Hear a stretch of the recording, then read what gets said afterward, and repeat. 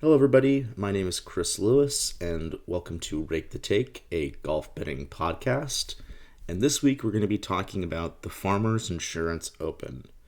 I'm going to be releasing another podcast for the European Tour event that's going on this week as well. But because this tournament starts on Wednesday, I wanted to be able to get this out today so people at least had a chance to check it out. Yeah, I feel pretty good about my progress this week. I've made some huge strides in making a golf model and establishing some predictive metrics. So I'm pretty excited about that, and I feel like this week could be another big step in establishing something that's reliable for that. But yeah, let's get on to the tournament. The Farmers Insurance Open takes place at Torrey Pines Golf Course. They play both the North and the South course. 3 out of the 4 days, they'll play the South course, and then each day before they establish the cut, one half of the field will play the North course, and then they'll switch off the next day before the weekend. Excuse me. But yeah, no, I will say that both of these courses are kind of, I guess, similar in terms of the skill sets that will be required to succeed there. However, the North course is a lot easier than the Southern course. The Southern course is actually one of the courses that they use for the U.S. Open rotation in the U.S. Well, rotation as in it's a typical landing spot for the U.S. Open. They play U.S. Open there, at least like once every 10 to 20 years or something like that. It's a pretty popular spot for that kind of tournament. But every year they do play the Farmers at Torrey Pines. And yeah, the Southern course is pretty difficult. It's not necessarily a place where putting is very predictable, or really many of the other skill sets besides distance. It's a pretty long course. Usually they have it playing at around 7,700 yards. The Northern course is a lot shorter, which is why it's easier. It's only about 7,200 to 7,300 yards, which is still like a respectable length for a golf course, but definitely not as intimidating as Torrey Pines is from a distance perspective. So driving distance and really off the tee play in general is a very important skill set here. You can get a bye, with an accurate driver, if you're a good approach player, of course. But it's less predictive of a skill set given just how much distance there is throughout this place. And the fact that, even if you are approaching the greens from the fairway, if you're at a far distance, it's just you're not necessarily going to be putting yourself in a position to score unless you hit the flag stick or really pin it there. Because the greens are not just given them a lot of these par fours are a lot longer, you're not going to be having a lot of scoreable distances, even if you are in the fairway. But the rough is very penal usually around the Southern course. So yeah, that's pretty much it really about the kind of analyzing the course. Distance is very paramount. Putting is something that is not going to be very predictive this week because a lot of guys are going to be missing putts. And it's really just dependent on how many scoreable opportunities can you really create from either hitting it close to the pin or being in the fairway. Because depending on how difficult the conditions are playing at the Southern course, could be pretty far in between. Usually, most of the bulk of the scoring that you're going to be having this week is when you're on the Northern course because it's that much easier. Usually, it plays 3 or 4 strokes easier than the Southern course. It is pretty amazing how that works out. But yeah, let's just kind of get on to the picks then, because What else are we going to talk about? I really like Ludwig Oberg this week. He played well here last year. He had a top 10 finish and was kind of close up to the top of the leaderboard throughout most of the week. He starts off on the northern course, I believe, to start off the tournament. Yeah, he does. So he will have a pretty easy start to the week. That being said, I just really like where his game is at overall. He didn't really seem rusty at all during the Century, and obviously, if you guys watch the TGL, he was balling out there too. Which, I mean, that's not factoring into my decision making at all. But I mean, it's Ludwig. I mean, he has never really looked bad. Obviously, he's had some bad performances, but they're really few and far between. He's one of the most consistent players on the PGA Tour since he turned to professional. And it's a great course fit. He's an accurate driver of the golf ball, but also has very impressive distance. His iron play has improved drastically over the past year, which was kind of a weakness of his in 2023. He's really improved on that. The short game and putting is very consistent as well. I mean, there's not really any specific thing that you can kind of point at him and be like, oh yeah, you really need to get better at that, really, other than around the green play. That's kind of something that he has kind of struggled at. He's only in the 53rd percentile around the greens, but that's not really something I'm worried about this week. I love the driving and his approachability.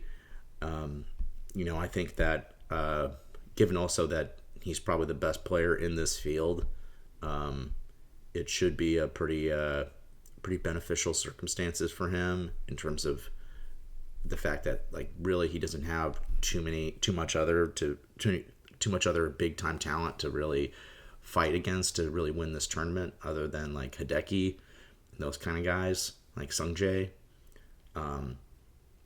So I feel like he definitely has.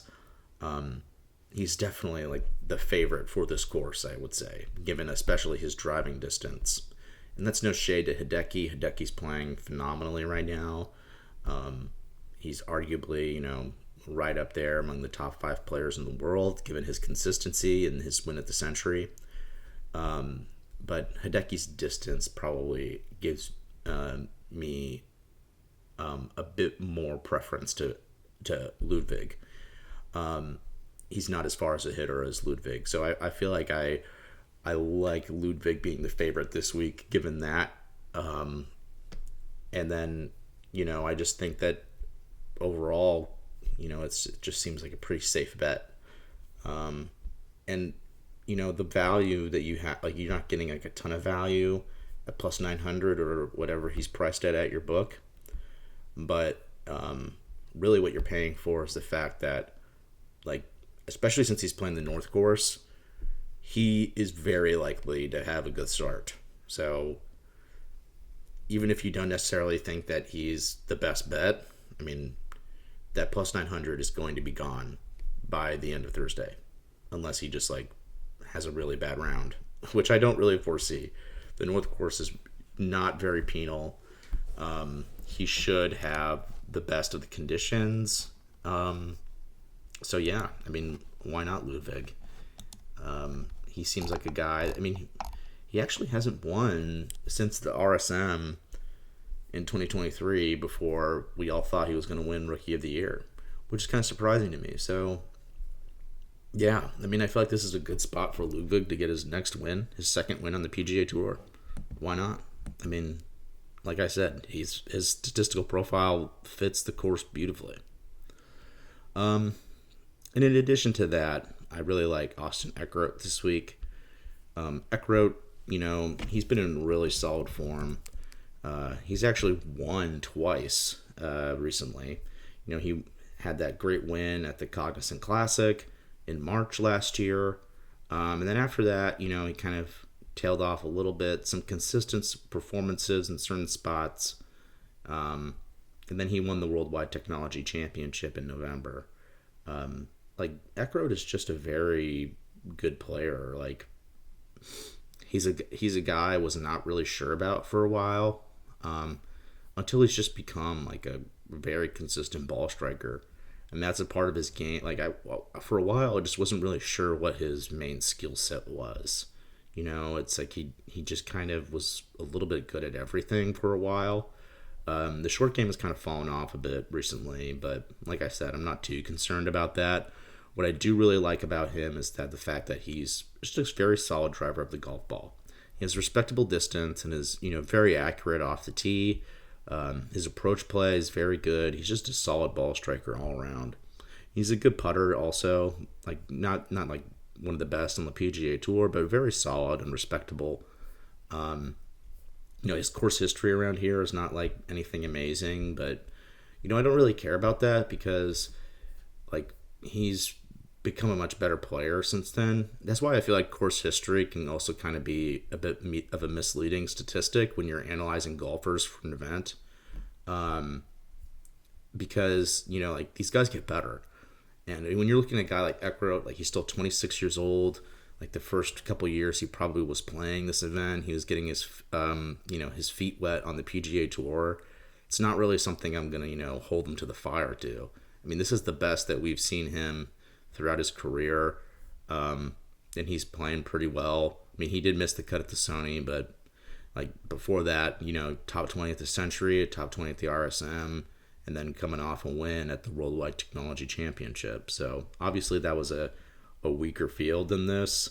Well, I mean, I don't know, honestly. That's kind of tough to say. I mean, a lot of guys have left this week, but you do still have some good top-tier players at the top.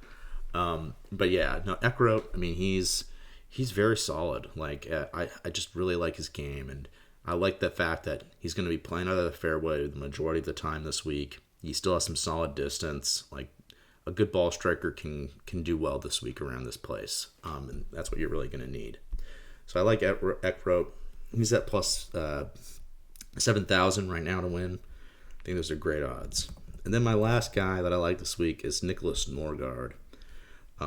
This is actually his first PGA Tour event, but I would not sleep on this guy because of that.